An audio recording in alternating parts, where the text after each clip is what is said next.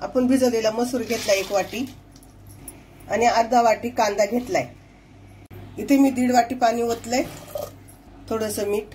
आता आपण कुकरला 2 शिट्ट्या घेणार आहे। आपण मसूर भिजवलाय म्हणून 2 शिट्ट्या घेतोय। तुम्ही जर तसाच मसूर टाकला तर तुम्ही 3 किंवा 4 शिट्ट्या घ्या।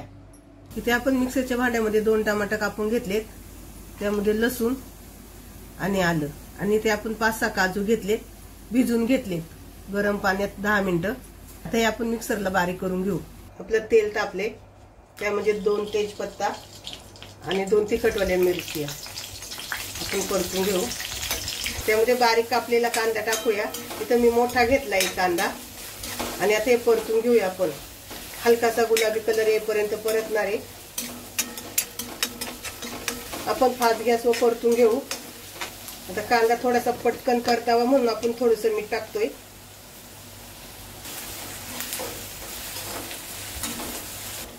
कांद्याला हलकासा गुलाबी रंग आलाय। टमाट्याची पेस्ट केली ते टाकून घेऊ, आणि थोडंसं भांड्यातलं पाणी टाकूया। मसाला होता ना त्या भांड्यात पाणी घेतलं होतं, म्हणजे आपल्या भांड्यातला सगळा मसाला निघून येतो। काजू घातल्यामुळं एकसारखं त्याला मिक्स करीत राहायचं। तेल सुटेपर्यंत वाटून परतून घ्यायचं। इथे आपले वाटण परतून झाले, साईडने तेल सुटले। आता आपण गॅस बारीक करूया आणि त्यामध्ये मसाले टाकू। इथे मी 1 चमचा किचन किंग मसाला घेतलाय, 1 चमचा धनिया पावडर आणि काश्मीरी लाल मिरची पावडर घेतली आहे। छोटा चमचा आहे म्हणून मी 2 घेते, तुम्ही 1 घ्या। आणि तुम्हाला इथं तिखट जर पाहिजे असेल तर थोडंसं तिखट, लाल तिखट मसाला घालायचा अर्धा चमचा, कारण आपण तिखट मिरच्या पहिल्या घातलेल्या आहे। ते चांगलं परतून घेऊ। तुमच्याकडे किचन किंग मसाला नसेल तर गरम मसाला टाकला तरी चालेल, नाहीतर मग अख्खा मसाला भाजून बारीक करून टाका। इथं छान तेल सुटले। आता आपण उकडून घेतलेला मसूर त्यामध्ये टाकून घेऊ आणि मिक्स करूया। आता हे थोडं घट्ट झाले, यामध्ये आपण गरम पाणी ओतूया।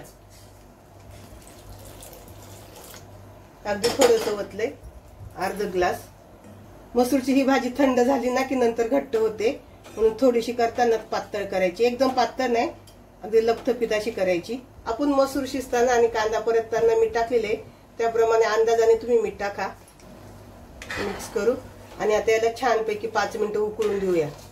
आपल्या खाण्यासाठी अख्खा मसूर तयार आहे। आपण गॅस बंद करू, त्यामध्ये थोडंसं बटर टाकूया।